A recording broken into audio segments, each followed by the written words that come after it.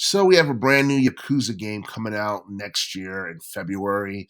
And the thing is, I'm not entirely sure on what the release date is because as you can see here on the screen, it says it's coming to multiple game systems on February 28th of 2025. But if you go to Wikipedia, it says the 21st. And if you go to Steam, it says the 20th. I think it all varies on like what country the game is going to be released in because sometimes you have video games that they get released worldwide, but they get released on different days around the same period of time, and that might be the case with the new Yakuza game.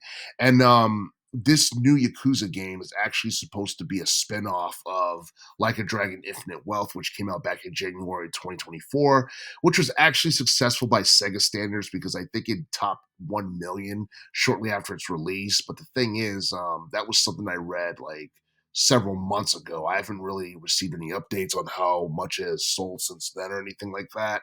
But I'm going to go on record and say that Like a Dragon Infinite Wealth was definitely one of the better video games of 2024. And I know that's not necessarily a huge feat because 2024 has been somewhat of a lackluster year in terms of high profile video game releases. But you know what? Sega is getting mainstream attention outside of the Sonic the Hedgehog series, and that's something that's good. Now, as far as the game itself is concerned, um, pretty much the game is going to allow players to explore multiple locations that's in close proximity to Hawaii. And it's pretty much a game that gives off Assassin's Creed Black Flag vibes. And for those who don't know, that was a game that came out back in 2013, and it was made by Ubisoft, and it was probably one of Ubisoft's best video games of the teens decade.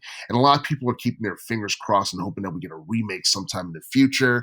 And I've actually been reading on Reddit that there's rumors of a possible remake of Assassin's Creed Black Flag that might happen and it might come out sometime between 2025 and 2026. Don't take my word for that. That's just hearsay and gossip. But as far as this particular game is concerned, it allows players to have two different fighting styles. One is Mad Dog and one is Sea Dog. And the Mad Dog style is more of a melee type of fighting style. And pretty much it allows players to, I guess, fill up their madness gauge and dishing out like damage to like different like shadowy doppelgangers and all that stuff. And then you have like the Sea Dog style where it allows players to use like dark deities to, I guess, attack opponents and enemies and all that stuff. And I think that's something that's I don't know. That's something that is really interesting for the most part. I think there's a lot of creativity that goes behind all that, and the story for this game is, I don't know, it's okay, I guess, because I think it's about the main character. His name's Goro. He pretty much has amnesia, and I guess like for the most part, he is just trying to do whatever he can to assemble his crew and upgrade his ship and do all this other stuff while he goes on an adventure. And honestly, I feel like this is something that would look good if it was like a movie or a television series. And I feel like for the most part, Yakuza should have been heavily it should have been heavily involved in like television or in movies and stuff like that because I think we got a Yakuza movie like a long, long time ago, but it's something that fell under the radar and it's something that a lot of people really don't remember. But the Yakuza series definitely deserved more credit than what it got back in the 2000s or even the teens decade for the most part. And as a matter of fact, we actually had like several like good Yakuza games that came out during the teens decade. I'm talking about Yakuza 0 and Yakuza 5. And I believe those two games came out back in 2016 and 2012, I want to say.